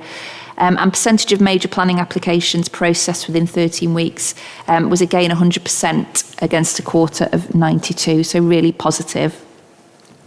In terms of missed targets, I won't go through all of them, but we have had a couple of missed targets around housing benefits and council tax reduction, and that's in relation to both new claims and change of circumstances. There has been some resource challenges in that area, and we're looking at SLT receiving a report in relation to resource of that service this month. Percentage of minor planning applications processed within 8 weeks, again, that was slightly down, but overall through the year, it is above that target. So whilst it was down in Q2, overall it's progressing well. Percentage of fly tipping incidents as well. So I know that's something that this group are particularly interested in. So the target of removal within 10 working days is 98%, and it's currently sitting at 94.54%. And that was missed during Q2 due to resource shortages, including vehicle and staffing. Sickness absence has increased. We've had a number of long-term illnesses occurring, particularly again in the environmental services and depot area, and staff being unable to return to work to their existing jobs due to that long-term ill health. Casework in this area is complex and it has increased. It's being sensitively handled by the HR team. I've already done the annual report for the previous year, but in Q2 regarding complaints and compliments and MP's letter, there is a summary provided in 5.1, slight reduction in the volume of complaints in Q2, which was positive, but still tracking slightly higher than we would have liked. But we know that in Q3 and Q4 we're expecting those to come down, so that is positive. Thank you. Any questions for Fran? Councillor Brockbank. 2, I think. One of them. So the first one was just around the housing benefits and council tax. One, then aware that, because we've got in the report about the resource challenges because of the loss of a couple of members of staff, but there was due to be a report taken to the SLT in November. It's just, did that report go in November, or is that the one that's going this month? That's my first question. We saw a version in November, but it's coming back again. Okay. Needed someone. Magic. And then the second one was just, I noted the ATMP letters, and that's 18% more. It's just, is there any kind of theme to, I'm realising I'm asking you to now try and pluck that off the top of your head, so if you haven't got the answer, that's fine, but is there any kind of theme that's... From memory, because this was obviously Q2, so yeah. I've kind of moved on. I think there has been a bit of an increase in MP letters, but I can find that information out and report that back. Just like if there's any particular theme that's coming out from that as well, that'd be useful. Thank you. I don't see any other questions, so move on to agenda item 8, and that's the risk management review for Q2. So it's me again, sorry. So again, reflecting back to Q2, to the summer, the risk report was reported to Audit Committee prior to Christmas. And members may recall that when I reported on Q1, there was a number of risk increases. This was largely linked to capacity, performance and reputation in respect of waste services following that high level of complaint in Q1. The risk has not increased further, but I think it's fair to say that going through that June to September period, we did continue at the start to receive a high volume of complaints. So the risk level around those has not decreased, but we are expecting it to drop in Q3. There has been one area in Q2 where the risk level has lowered slightly, and that was in risk 7 in respect of infrastructure and assets. And again, this links back to the work that I mentioned in the previous report. So in Q2, we saw the demolition of the large shed at the depot commence, and that has now completed. The council also procured condition survey work on its assets, and we're expecting that report back imminently. So again, that will give us much more information to ensure that we are maintaining our assets effectively. And some works were also undertaken to Mapley Tunnel to prevent unlawful access, and also to make it safe for more regular inspections to be carried out in relation to that site. Hence, the risk level on risk 7 has decreased slightly. There were no changes to risks across other areas. Again, as we move into sort of budget setting time, we'll have a much clearer picture of any change in financial impacts as we work through that process. Just to touch on emerging risks, I suppose, that were reflected in Q2 and moving into Q3. There is an emerging risk in relation to capacity. It's already sitting at quite a high level, but that was linked to the depot. There are concerns around capacity more broadly due to the potential impacts of local government reorganisation. So we are seeing a little bit of migration of staff. And our real concern is the ability to recruit to those roles once people have gone, because it may not be particularly appealing while things are up in the air. So that is a risk that we are keeping an eye on. Also, as we look to the implementation of the Renters' Right Act, which we are looking at, and the impact of that across our services, which will probably be felt going into Q3, Q4. And that's around, I suppose, potential rise in reports of homelessness. But we're tracking that at the moment. There'll be more information to come through that as we head through the year. And that's it, unless members have questions on particular risk areas and actions. I don't see any questions. Nope. So I think that's the end of your bit anyway. Thank you. So next agenda item is Scrutiny Work Programme, and Emma's going to lead this, and also discussion on how we can better use our scrutiny function for Cabinet members. Thank you, Chair. So you will be aware that at the last meeting we agreed to have no portfolio holder or no partner for this meeting, so we can have a bit of a wider discussion on how the committee scrutinises and uses your functions. Just really quickly, I'm just going to, so it's in the forefront of your mind, go for the remit of the committee, just so you're aware before we start this discussion. So as per the Constitution, the committee has 4 sort of main elements. The first one is to hold the executive to account, and that's in 3 different ways. So to review the performance and decisions of the executive, to review the council's progress in achieving policy aims and performance targets, and to review the performance of individual services. The second area is to develop and review policy. And that's done by helping the council and executive to develop policy by studying issues in detail, and that's in the form of working groups, which we already do, and then to carry out research and consultation on policy. The third area is to call in executive decisions. So at full council, all members get a list of all of the decisions that the executive have made in their portfolio holder capacity or as the leader. You have the right to call these decisions in.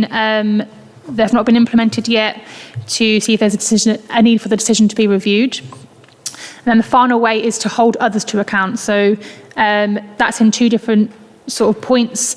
So that's about holding public service providers to account on their activities and performance, largely where we fund them, which again we already do in our partnership review, and then to undertake an annual review of the work of the local crime and disorder reduction partnerships. So that's just to freshen your mind of what the Constitution allows this committee to do in its scrutiny function.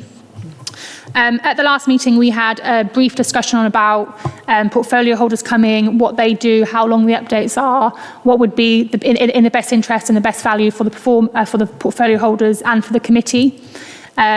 I have met with the chair today just to go through some ideas that I have had as an officer, obviously supporting the committee. And I am interested to hear your views after I've sort of given mine, your view on my ideas, and obviously your ideas. You are the committee, so you need to be happy with them. So I've had this discussion with senior officers across the council for a while, Fran being one of them, and it's just about how the committee looks at things and what you're looking at when you're looking at them. So some of my sort of initial suggestions, if we start with portfolio holder updates, I think we all agree that it's really important that we do have the portfolio holder come to the committee and give their updates. I know there are some thoughts on potentially the length and maybe the content of the presentations, which I think is reasonable. So something that I'm suggesting is that more sort of partnership work is done between myself and the officer who's supporting the portfolio holder to make sure that the information that's being brought to the committee is relevant, is in a sort of overview format, so that it's not just reading from the PowerPoint, but also that it's linked to upcoming decisions and decisions that have been made and what you can scrutinise. We've also suggested that potentially giving members a bit more information a bit earlier. So I know that we have an agreed plan of who's coming to each committee, but potentially you could have some earlier insight into what the portfolio holder does, so that it gives you time to think about who's coming and what questions you may want to ask, because I know that we do email out to ask for questions, but sometimes you sort of think of questions when someone's here telling the information. So if you've got the information earlier, you may, be more informed and, have actual specific questions to ask. So that was a suggestion. When the portfolio holder is presenting, one of my suggestions was to maybe structure the presentation a little bit more. So have 15 minutes of presentation and 15 minutes of questions, if we're sort of sticking to times, and the presentation from the portfolio holder being a mixture of obviously wins, but also highlights and any potential concerns or risks, and that can link in with the risk assurance which you get every meeting anyway, the same with performance targets. I think it's fair to say that as officers, it would be probably beneficial if we were to liaise more closely with SLT and directors who support the portfolio holders to make sure that we're making you aware of upcoming things on the horizon that would be reasonable and necessary for you to scrutinise. What else? We were thinking about maybe some of the ordering of how things come to you. So there's been lots of discussion at the last few committees, Carlton Town Board being an example of when things come to you. So there are some decisions that are made by Cabinet that it isn't appropriate for you to see before. Obviously they do, but there are some things like policies, which Fran has done a brilliant job in today. She's brought it to you first for your comments, and that's how some policies, how policy and decisions should go. So it's just making sure that we're having a check and balance with SLT on what's upcoming and what you're seeing. Also, when I was speaking to the chair earlier, and over the last few weeks, I've been thinking about sort of looking to the future with LGR. There's not much that, as a committee, you can scrutinise because the decision is made by central government. But I think what would be helpful is if, as officers, we could do a bit of a benchmarking exercise to see what other councils are looking at, so that when we are joined with whoever we're joined with, we've all got a similar understanding of sort of what people have done. I think that would be really beneficial. Also, two further things. Looking at MCA, and so they have their own separate review and scrutiny committee. They're still going to be an organisation when LGR has happened, so they're a really key person to sort of have on our horizon, see what they're looking at. And then finally, I think some of you may have already gone to it before, but there's an East Midlands Council scrutiny network, which is predominantly for chairs and vice chairs and officers, but there is some value in some of the training they do. So I'm making you more aware of that, and making sure that you're able to attend any free seminars or to get ideas from other people, because sometimes just sitting in the room hearing people talking about what they're talking about may give the committee ideas of what could be done. Some of it can't be because our constitution does set it, but there may be things that you haven't thought about that maybe might be of value. So yeah, they're my long list of ideas, and I wondered if anybody else has any comments or additional suggestions. Just before, I was just going to say myself, and I think it was Councillor Duncan who said this last time, that it's not so much the length of the amount of information, it's when it's given. And if if they could give their reports on paper first, like the one we had from the board today, then people have a chance to formulate their questions. I think it's quite frustrating that you're trying to take in all that information, and then it does seem quite long, and you're trying to and then you're asking them to answer the questions without any prior knowledge. And if they haven't got, you can't really expect a portfolio holder to know the answer to everything, but they don't necessarily know who to bring. So I don't want us to go down to the point where we don't feel we've got enough information to scrutinise properly, but it's when it's given to us so that people have got time to digest it properly.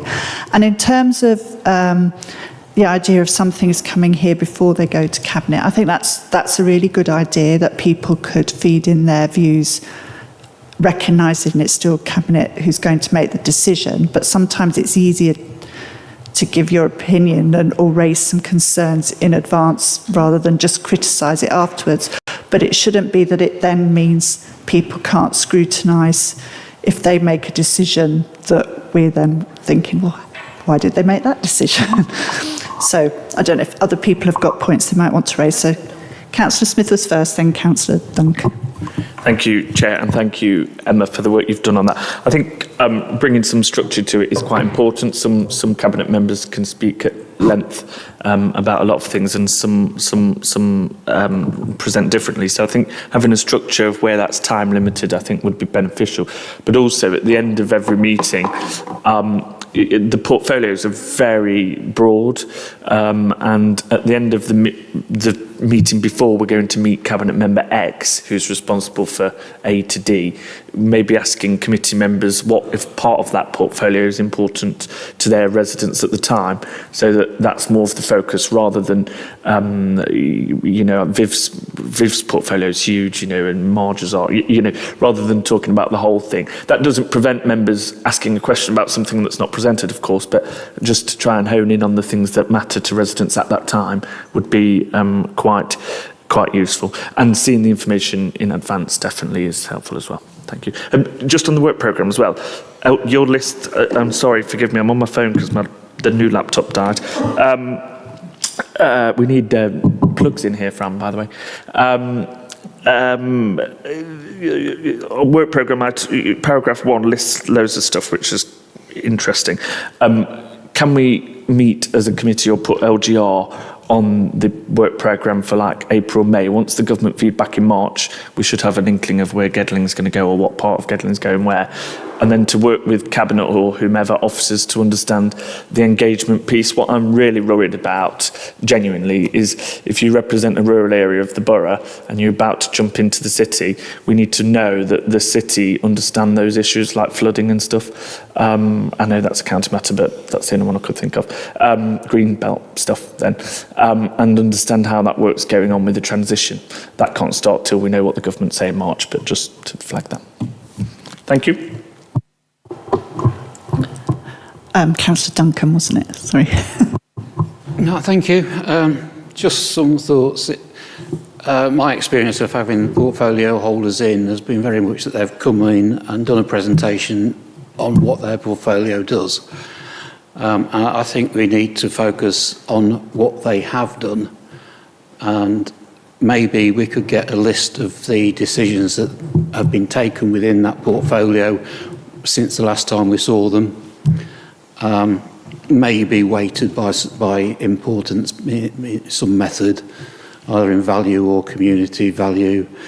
But yeah, to just focus it on something that's actually relevant.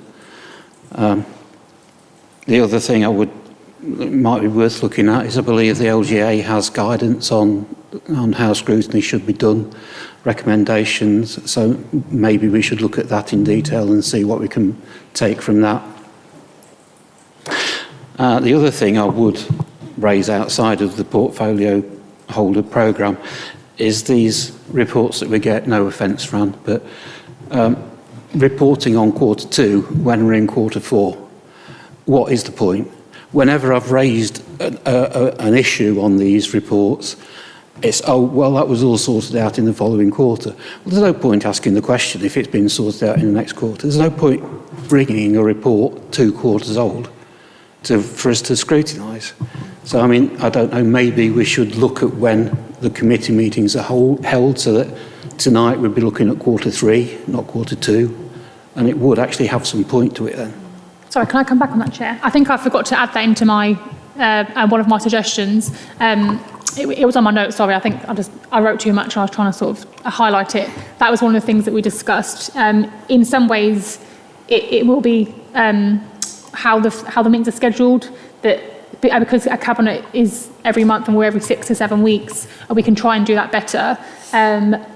But that is something that I do want to discuss outside of this meeting with SLT and potentially the executive about the order in which it goes, because it isn't a decision item, so it doesn't, in my view, again, without speaking to anybody else first, it isn't necessarily for decision, it's just for information. So I don't think that there will be a massive issue with it coming here before, if it's, that's obviously to be confirmed, but that's one of my suggestions.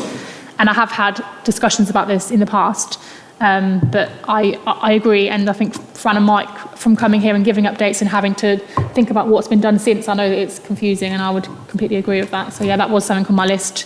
And just to go back really quickly to Councillor Smith on structure and asking sort of what we want to look at, that was what I was trying to get across, that at the end of each meeting we will look at what's coming next and try and get more detailed feedback, because I appreciate that when the meeting's done you may forgot we've got everything to deal with, and I want to get all your ideas here. So that's really, but these are all really good suggestions, so thank you.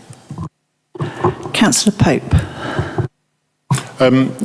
Definitely receive information before so that we can actually interrogate it before we come along. I'd like to see the reports not just be a complete inventory of everything they do, because we can find out what they do. I'd like them to be a bit more analytical of what they're doing and where the opportunities and challenges are. We get reports around the work of the executive, and whether they're meeting the KPIs, and Fran's reported on those today. But I'd also like to see the portfolio holders being a little bit more self-critical of what they're doing and where they see that role going.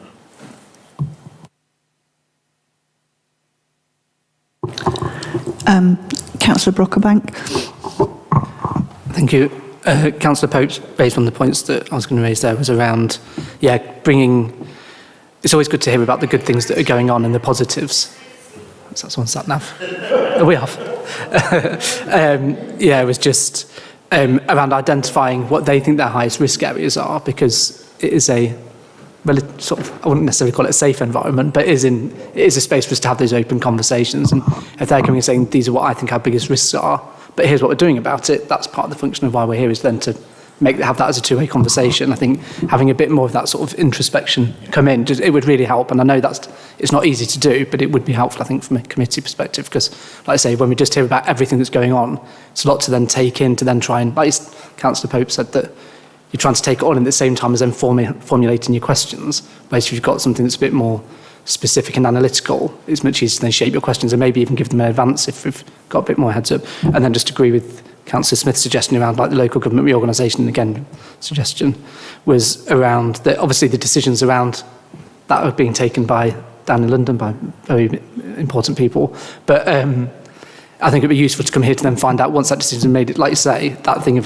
so how is that being implemented on a local level? How are we working with other organisations? So it's less around what the decisions have been made because they're being done elsewhere. It's how are we working in partnership with those organisations to then make that as seamless a change as possible across areas. I think that would be a really useful focus for this committee over the next, however long we're here for, 2 years maybe? However long it is we're here for, I think that would be really useful focus for that element, but also recognising that, it's not, the decision isn't being made by Gedling Borough or any council in this area, but how we're working in partnership, I think would be really useful focus for us moving forward. That was it, thank you. Councillor Ellis. Yes, thank you. I do agree it would be helpful to have a little bit more analysis rather than, this is what we're doing on a fairly superficial level sometimes. Perhaps PESTLE analysis or SWOT analysis, would be quite handy just to see how they're seeing how things are progressing in their own portfolio, what the strengths are, opportunities, weaknesses, threats, etc. would be useful. And perhaps areas they might think we can help with or they want intelligence on. Then it would be a bit more interactive, wouldn't it? I was just going to say that. I was going to say, like I say, every meeting, we can ask lots of questions, but it's about how we also add value, and scrutiny isn't just saying you've done this bad, it's how can we help you, and that's, I think, what we do really well with like local partners. When they come in, we ask them how we can help them, and I know that you, Councillor Ellis, ask that question every time: how can we help you, how can the council help you? And that is part of scrutiny. It's using our resources in the best way and using your committee in the best way to get ideas out of people and to sort of see how they can help. Just really quickly to come back to Councillor Brocklebank's point about and making sure that there's more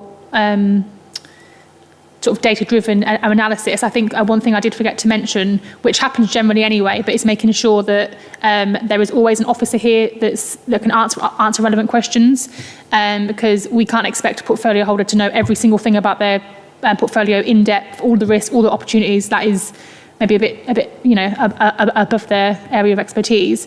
But I think it's really key that I liaise with the officers to make sure that they are aware of what's being asked, are within good time, and that comes with our programme being quite well in advance agreed, which is great, which we do anyway. Just upcoming, we have Councillor Pearson due to the next meeting, and I think it's Henry Wheeler for the one after that. So I can liaise with the directors and SLT that help those portfolio holders to make sure that they do have this information. But it is going to be different to what they're used to. So I think, just sort of note that, and we will do our best to make sure that it's valuable for you, but also we're not putting too much additional stress and pressure on the officers, which we already have lots of. So we will do our best to get a good balance. But everybody wants to make sure that you're scrutinising effectively, because so that you're being worthwhile. But thank you so much for all of your feedback. Can I just add, in terms some of the presentations that we get, an inordinate amount of work must go into those from the offices, and it's not that we don't appreciate it, but they must. When they do come and we're all sat here and we're on slide 33 of however many, it must be quite demoralising for them as well, that we're then not able to suddenly come up with lots of interesting questions, because it just does get a bit mind-filling on its own.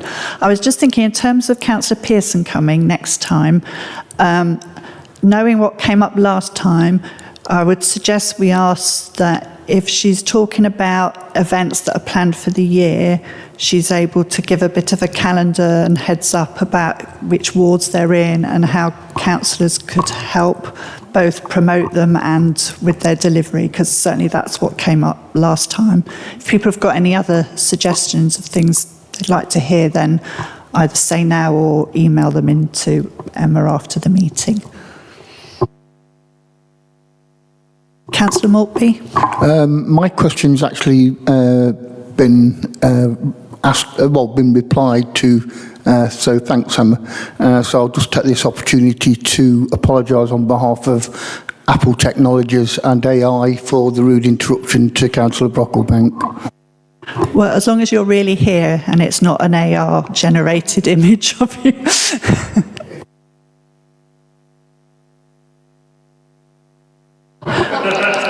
That depends who generated it.